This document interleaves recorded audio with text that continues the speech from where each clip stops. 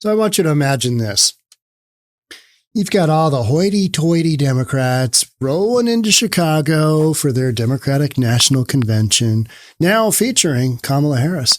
Well, alongside of all those hoity-toities, you got 25,000, up to 25,000 illegal immigrants that might also be going to Chicago. That's weird. Let's get into it. Here we go. Put 25,000 people into Chicago, 25,000 illegal immigrants into Chicago. Chicago has taken on about 45,000 total. They have about 6,000 in their system right now, illegals that they're taking care of. Yet another 25,000? You would have shenanigans. Now, Chicago is poised to take care of this. They've got a, bed system, and now we're going to put them in hotels, and we'll put them here, and we'll put them in the city morgue. They're not going to put them there, but, it's desperate times, desperate measures. The city's deputy mayor of immigration said Tuesday that officials are anticipating and preparing for the possibility of a large influx of migrants from the southern border to coincide with the city's hosting of the Democratic National Convention. Are they all coming from Greg Abbott? I mean, Greg Abbott, he's literally tripling down on the border with triple strand razor wire. That's what he's got going on right now. And he's going to send as many folks to Chicago that want to go to Chicago. Meanwhile, Chicago is saying, no, we can't have you. You need to go to New York City because, we've got this whole Democratic National Convention thing coming, and I don't know what to tell you, but you illegals, you're not a good look. You're not a good look. Or the homeless are also not a good look for Chicago. Homeless shelter residents evicted to make room as city clears tent cities ahead of Democratic National Convention.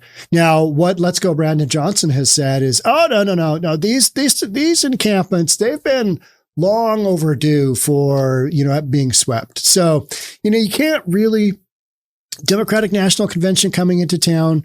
It's a coincidence. It's just, it's weird. I know it seems weird, but we're not doing that specifically to clean the city up. It's been in the works for a long time. Homelessness and camps, you got to clean them up sometimes. So we have anticipated through discussions with people at the border, also what we see happening at the border and comments made by the Texas governor that we would need upwards of 25,000 beds. Okay, so there's intel coming from somewhere. I just read that 3,000 illegals was basically, going up through Mexico. They were going to do their drill. And oftentimes you hear of these big groups getting set out. But I think the last one that happened, there was one big one. Mexico government basically lied to them and told them they'd give them something, but they just actually wanted to take them off of that path going north and slow them down for a little bit. Mexico government lied to them, said one thing, did another, which was nothing. Yeah. So Deputy Mayor of Immigration, Beatriz Ponce de Leon, told aldermen at a meeting of the city's council committee on immigrant and refugee rights, 25,000 beds. Texas Governor Greg Abbott last week, Republican National Convention, told attendees the busing of people who cross the southern border to other cities would continue until we finally secure our border. And he's indicated he wants to triple wire it. Yeah, he's really going hard. He's going hard on this. But, if you got 25,000 people and they all want to go to Chicago, I say send them. Because that'd be some shenanigans. That'd be some shenanigans, right? An additional 25,000 people sent to the city would be a large escalation in Abbott's program. As of Monday, Chicago has welcomed more than 45,000 migrants total, and you're talking about another 25K coming in? Ooh, yeah, that would be entertaining. That would be some fireworks, right? Nearly 950 buses to the city since August 2022. The city council in April approved $70 million in funding for shelter and food. There were 5,667 residents in 17 active shelters run by the city and state on Monday. So you've got a handful of people. 6,000 people out of a city that big is not huge, but you add another 25,000 overnight. Boop. Yeah. Is that just being done on purpose to throw the Democratic National Convention? I don't know. Sure be funny, though. Now, we hear these rumors all the time. We see these rumors all the time of enormous numbers coming. And people kind of tend to freak out. And, oh, my gosh, what's going to happen? Most of the time, the numbers, just nothing happens. They don't materialize. They get slowed down. They get taken off the beaten path, whatever. So one of Chicago's longest standing tent cities was cleared Wednesday as the city prepares for the Democratic National Convention, with many of the tent city's residents offered rooms at a Gold Coast hotel. They're cleaning it up, just like Seattle did with all of our homeless for the All-Star game. Taylor Swift. We just had a litany of stuff. Oh, these people are not a good look. I mean, we know that they're not a good look. And we hear the residents tell us all the time that, they can't run their businesses and it's impacting their lives and yada, yada, yada, yada. We'll get to it when we can. And that's literally what city officials do. They have this, list of encampments. And if the encampments have enough 911 calls, well, we'll go out there. Well, I'll just meander on out and see what's going on instead of actually fixing the problem, which is letting people live just wherever the F they want. Shenanigans, right? Oh, man. One of the shenanigans over in West Kinnear Park. It's where I did a walkthrough with Andrea Suarez. We were on some pretty steep area, and we kind of looked through a whole bunch of tents. I started off doing a live stream, and it went sideways and shot a video. They had a number of propane tanks, poof, go up in that encampment. It just burned a large swath. So, yeah, you got the Democratic National Convention happening. You don't want to have a bunch of propane tanks just boom, going off, right? What was that? Is that a bomb? It's just a homeless, they try and cook with their propane tanks, but, sometimes they light up a crack pipe, they light up a meth pipe, and things go boom. It's just what happens. You got to get used to it. I don't think that's safe. But to make room for residents of the South Loop tent city, existing tenants of the hotel turned shelter were evicted. So Chicago just virtue signaling until it really counts. And then, oh yeah, you guys got to go. You guys got to get the F out of here. You can't be here. It's a no-go. It's a no-go. Harris border confusion haunts her new campaign. So you're going to have Kamala Harris probably accept, Democrats' nominee. I would assume that that's going to go through at the convention. But one of her big hurdles is she was the border czar, right? Not really. But you sent a whole bunch of illegals to Chicago at the same time they're holding their convention. Yeah. I mean, I wouldn't be opposed to seeing it. I mean, just from a, strategic standpoint, let's see how you handle this. 25,000 come on through. In early 2021, President Biden enlisted Vice President Kamala Harris to help with a slice of the migration issue. Kind of. So Harris was appointed border czar. She really wasn't. She was kind of more of a liaison with a handful of countries, Guatemala, Honduras, and El Salvador. But then she mucked it up by she went down there, but she didn't go to one of the crossings that had a ton of activity. And she basically went down there and said, don't come here. And then I think it was Lester Holt interviewed her, and he said, well, have you been to the border? And she goes, no, I haven't been to the border, but I also haven't been to Europe either.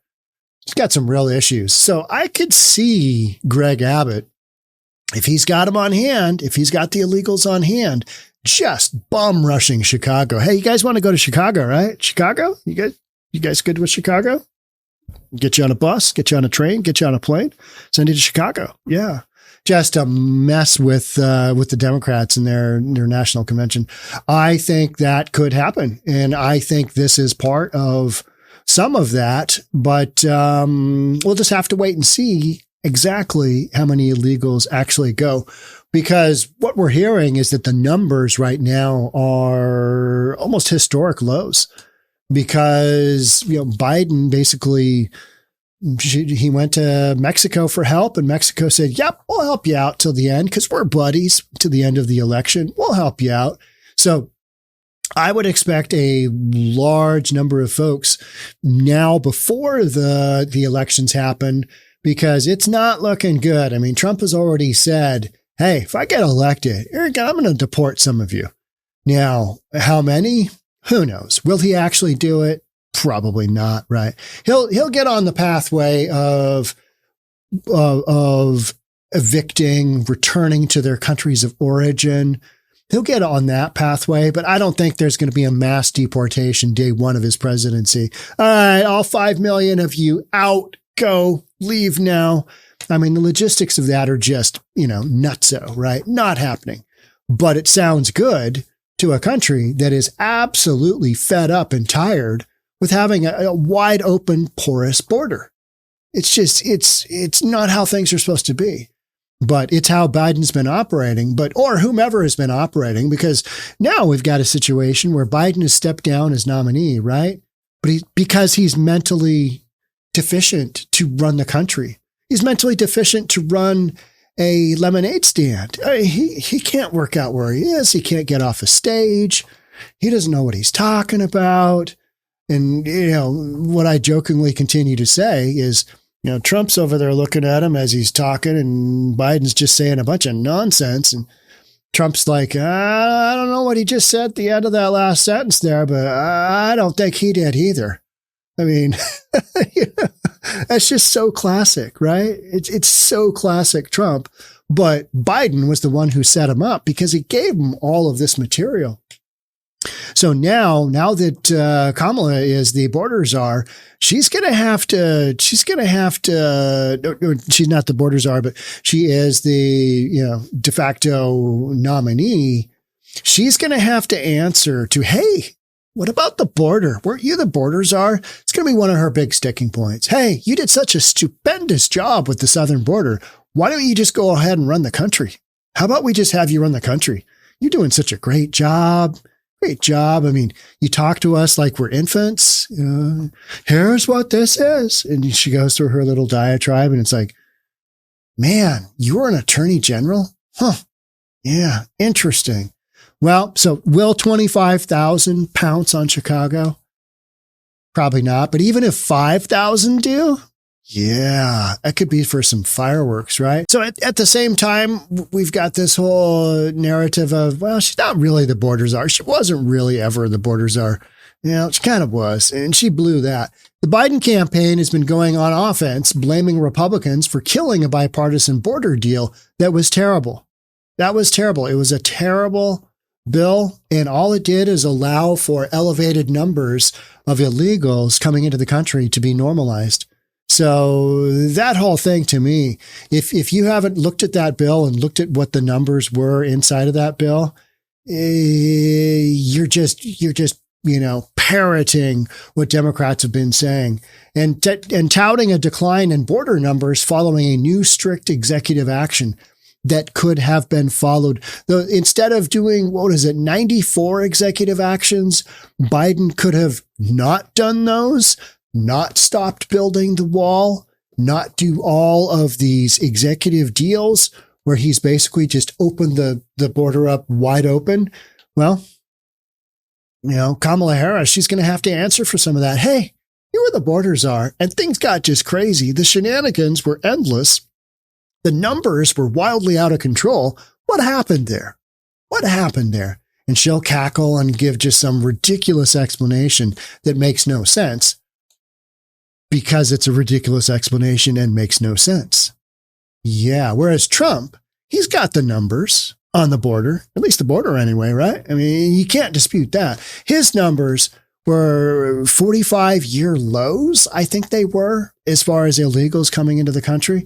So, if you want to have that wide open southern border, you got all kinds of drugs, and you got people, human trafficking, people getting killed here with fentanyl overdoses. Then, I'd say vote for the border czar. I'd say keep voting blue, because, that's just gone so swimmingly. And Kamala Harris is the pick. It's like, really? This is what you've got? Really? Oh, they're just banding behind her. 100 million in donations?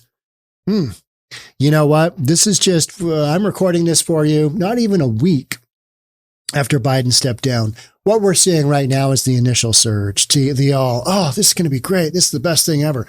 because Democrats knew that they had to pivot away from Biden. It's just, how are we going to do this? What are we going to do? Joe really wants to stick it out.